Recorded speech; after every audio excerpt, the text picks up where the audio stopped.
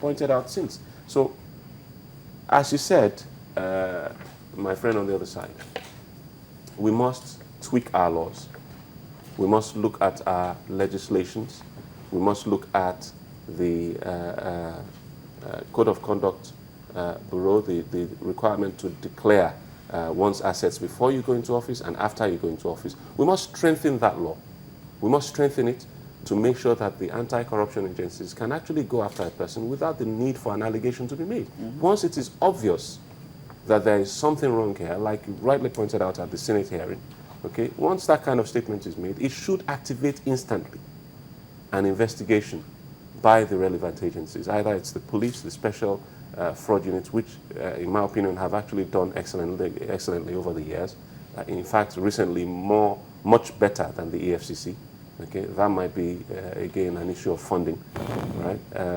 And there seems to be a reluctance on the part of the EFCC to go after cases of official corruption. Instead, they're focusing on the private sector.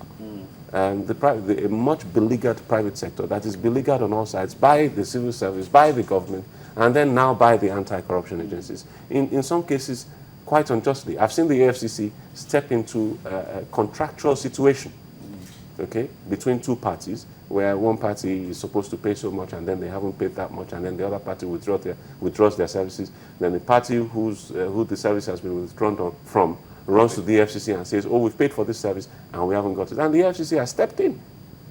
I think that's so frivolous.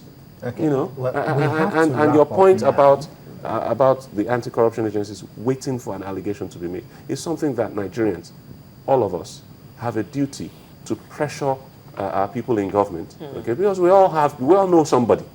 We all know somebody who's in government, okay? We can start pressuring them. It's, I mean, these days, Twitter, Facebook, and all the rest of them, BB, they're all, I think, making some kind of difference in the way public officials react to issues that concern the people of Nigeria. Okay, just in wrapping up, then, your final response to all of this. Well, for me, I think the president of the Federal Republic of Nigeria has a lot to do in this fight against corruption.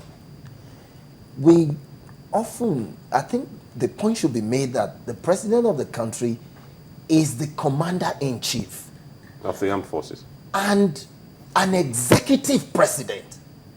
He appoints the head of the EFCC.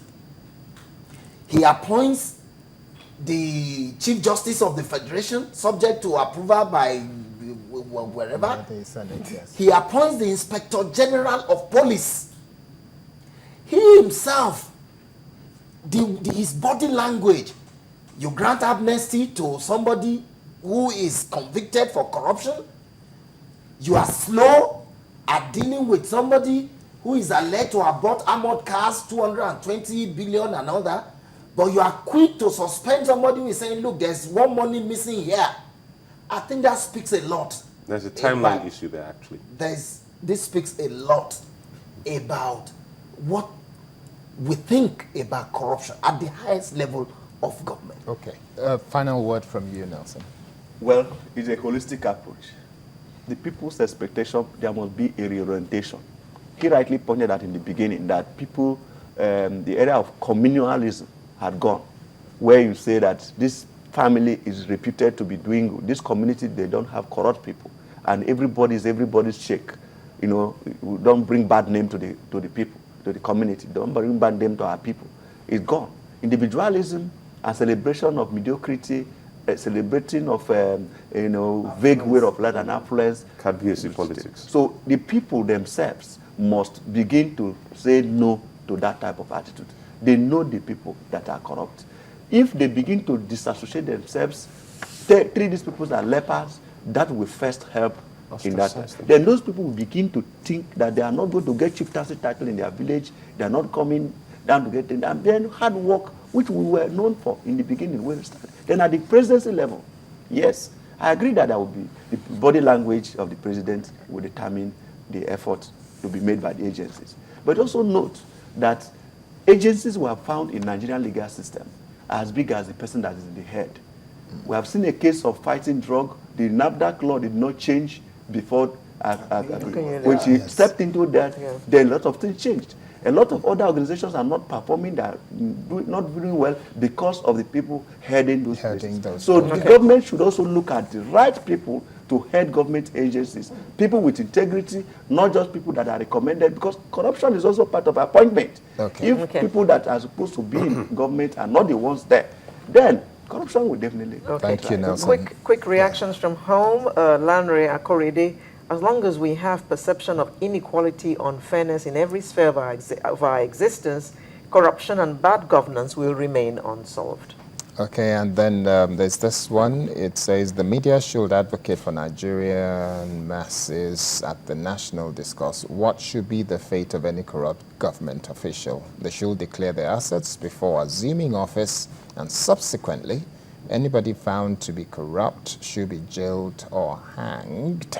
That's what he is suggesting. It is the responsibility of the media to do this for Nigerians, says Baba Bello.